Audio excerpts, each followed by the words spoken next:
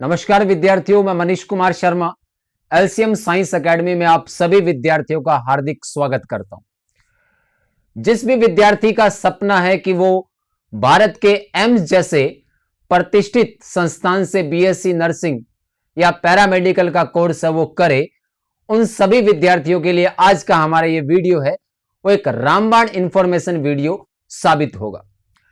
सबसे पहले विद्यार्थियों मैं बात करना चाहूंगा कि जो भी स्टूडेंट वर्तमान में 12th क्लास में पीसीएम या पीसीबी से है या जो 12th क्लास पास आउट हो चुके हैं या कर चुके हैं, जिनके पास 12th क्लास में पीसीएम तथा पीसीबी थी, वो सभी विद्यार्थी एम्स से बीएससी नर्सिंग और पैरामेडिकल का कोर्स है वो कर सकते हैं।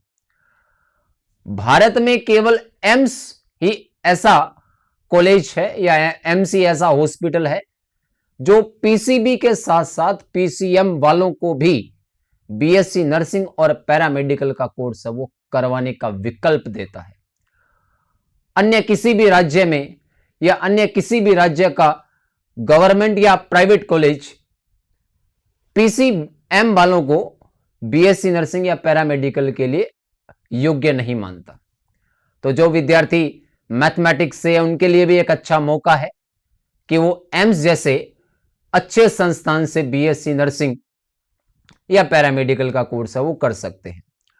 वर्तमान में अगर बात करें भारत में, तो भारत में कुल 27 एम्स ऐसे हैं जो बीएससी नर्सिंग और पैरामेडिकल का कोर्स है वो करवाते हैं। उनमें से 16 कॉलेज या 16 एम्स ऐसे हैं जो केवल बीएससी नर्सिंग करवाते हैं और 11 पैरामेडिकल कोर्स करवाने वाले एम्स हैं। टोटल 27 है। अब जो इन कॉलेज में बीएससी नर्सिंग या पैरामेडिकल करना चाहता है, उन सभी विद्यार्थियों को एक एंट्रेंस एग्जाम देना पड़ता है। उस एंट्रेंस एग्जाम के आधार पर जो आपके नंबर आएंगे, उन नंबरों के आधार पर आपको इन एम्स में एडमिशन मिलता है। और उस एंट्रेंस एग्जाम की डेट 6 महीने पहले डिक्लेयर हो चुकी है। आप सोचकर देखिए कि एक एग्जाम आपको देना है जिसकी डेट 6 महीने पहले घोषित हो चुकी है, डिक्लेयर हो चुकी है। अब यदि आप अपनी तैयारी को अच्छी धार दे, एक अच्छे मार्गदर्शन में, एक अच्छे दिशा निर्देशन में आप अपनी तैयारी को बेहतरीन करें, तो दुनिया की कोई ताकत आपको एम्स में जाने से नहीं रोक सकती। एम्स भारत का टॉप मेडिकल कॉलेज है। जो विद्यार्थी एम्स से बीएससी नर्सिंग या पैरामेडिकल का कोर्स करते हैं, 90% विद्यार्थी वहीं पर जॉब करते हैं।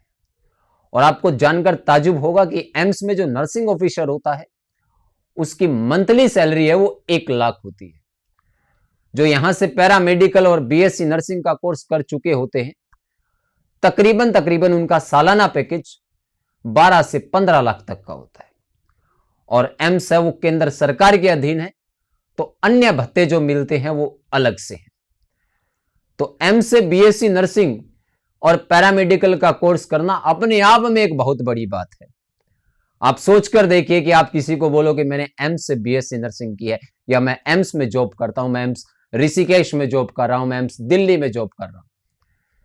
एक अजीब तरीके का आपको महसूस होगा कि मजा आ गया वास्तव में। अब अगर बात करें इसके डेट की, तो बीएससी नर्सिंग का जो एग्जाम है वो आपका 8 जून को होगा और इसका रिजल्ट है वो 18 जून को आपको मिलेगा। मतलब पेपर देने के 10 दिन बाद आपको एक बेहतरीन खुशखबरी मिलेगी कि आपका एम्स भुवनेश्वर में या एम्स ऋषिकेश में एडमिशन हो चुका है। अब आप 4 साल अपनी बीएससी नर्सिंग की डिग्री है वो वहां पर कर सकते हैं। उसके बाद में पैरामेडिकल के एग्जाम की बात करें, तो पैरामेडिकल का जो एग्जाम है वो 6 जून को होगा और इसका रिजल्ट है वो 12 जून को मिलेगा।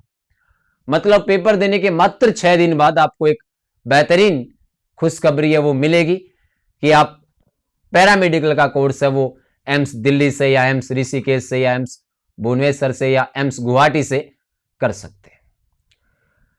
शर्त यही है विद्यार्थियों कि 6 महीने हैं आपके पास। इन 6 महीनों में अगर आप एक बेहतरीन रणनीति के साथ मैदान में उतरते हैं तो आप बाकी विद्यार्थियों की तुलना में बहुत आगे होंगे। कोई बड़ा एग्जाम नहीं है कि इसमें आपको यूपीएससी की तरह तैयारी करनी पड़ेगी, नॉर्मल सी पढ़ाई करनी है। बस पढ़ाई करने का तरीका जो आप पढ़ रहे हो वो उस एग्जाम के अकॉर्डिंग होना चाहिए। तो दुनिया की कोई भी ताकत आपको एम्स से एडमिशन लेने से नहीं रोक सकती। अब बहुत सारे विद्यार्थियों को यह डाउट आ रहा होगा कि इस पेपर की जो परीक्षा पैटर्न है वो क्या रहता है, सीटें कितनी है, फीस कितनी है, कौन कौन पेपर दे सकता है, इसका सिलेबस क्या है और एक बेहतरीन रणनीति क्या रहनी चाहिए 6 महीने की। तो आप सभी विद्यार्थियों के लिए हमारा अगला वीडियो है वो इसी पे रहेगा। एक बेहतरीन रणनीति इस एम्स के पेपर को क्लियर करने के लिए क्या रहनी चाहिए।